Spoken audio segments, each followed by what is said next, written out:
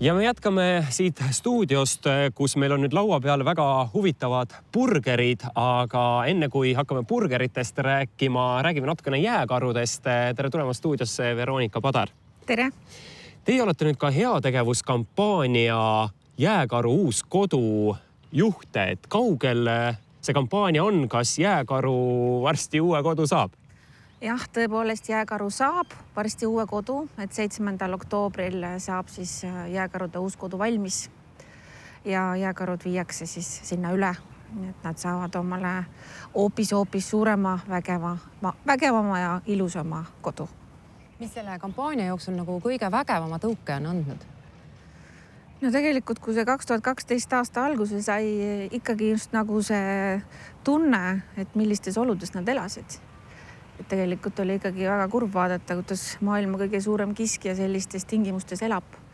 Eks see tegelikult oli ka üks põhjus, miks seda kampaaniat sai siis algatatud. Aga kas teil on juba mõttes ka mõnda uut kampaaniat alustada, et ega kõik loomad tahaksid veel paremaid tingimusi? Kes teab.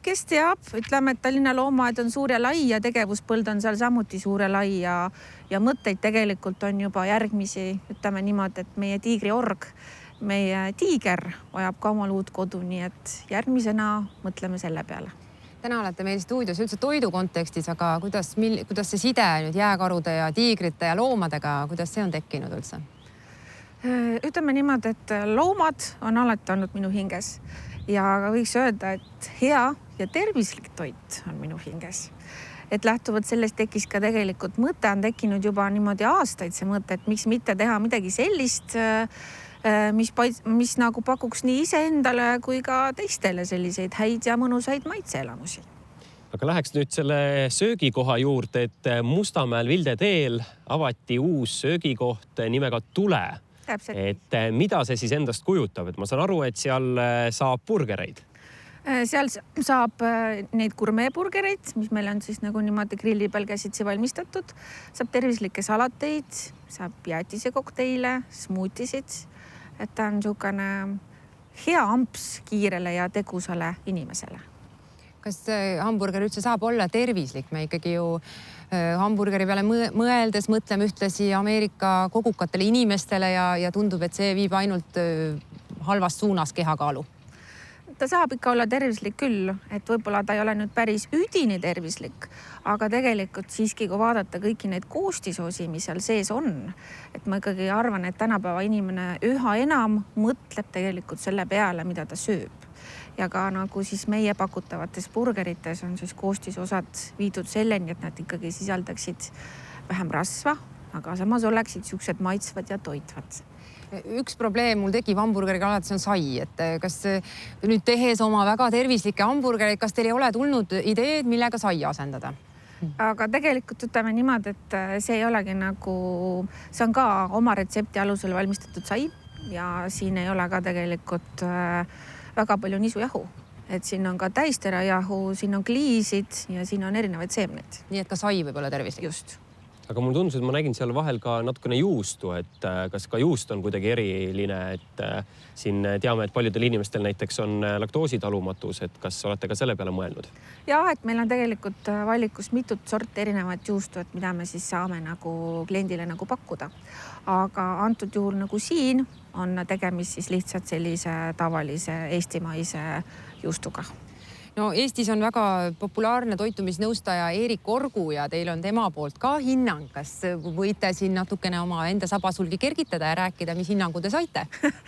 Sabasulgi ma siin nagu väga kergitada ei tahaks, aga siinkohal nagu ütleks seda, et ta tõepoolest tuli meie siis toidukoha avamisele ja esmalt ta kohe uuris, millest burger koosneb ja samuti ta siis seda ka maitses.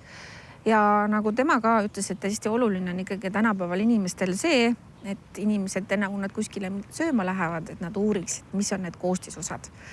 Ja tema näiteks nagu jäi rahule, ütles, et oli väga hea. Nii et varsti tema need järgijad, kes seda mobiilirakendust kasutavad, näevad mõnel päeval, et mine käi Vilde tee kohvikus ja osta üks hamburger. Väga võimalik. Ja et Eerik Orguga me ilmselt ka oma koostööd jätkame. aga kuidas te seda söögikohta veel kirjeldaksite, et kas see on ikkagi selline koht, kuhu ma tulen nüüd õhtul seltskonnaga burgerit sööma või tasub sealt läbi astuda ka sellise lõunapausi ajal või miks mitte ka tulla hommikul mingeid äkki tervislikke vannkooke sööma? Ja, et põhimõtteliselt, et ta ikkagi on meil lahti kogu päev ja kes tahab tulla lõunasööki sööma, saab seda teha. Täpselt meil ongi niimoodi, et seltskonniti inimesed käivad lõuna ajal, siis tuleb mingi kamp õhtusel ajal, näiteks pered käivad õhtusel ajal, tulevadki, võtavad omale salatid, smuutid, jäätise kokteilid, hamburgerid ja niimoodi naudivad. Kas drive-in on ka? Ei, drive-in ei ole. On plaanis? Ei, et see selles mõttes, et las see jääb ikkagi McDonaldsile ja S-burgerile, nii et seega koht on avatud täitsa hommikust alates ja õhtul kui hiljani välja, et kella saab ka 8-ni välja. 8-ni välja, et selles mõttes ikkagi selgelt söögikoht, et kokteile sealt ei maksa hankida. Et ma arvan, et selleks, kes tahab natukene rohkem, et meil on küll hüüdlause, et naudi grillilt, võta chillilt, aga kes nagu päris sükest mõnusat väga chilli olemist tahab, et see ilmselt leiab omale siis nagu mõne muu koha selle jaoks. Aga täname teid stuudiosse tulemast ja uut söögikohta tutvustamast ning usun, et siis kõikidel inimestel on põhjust sinna Viljeteele sammud seada. Kindlasti. Ja edu nende jääkarude ja tiigriorgudega ka. Aitäh! Meie jätkame nüüd aga muusikaga.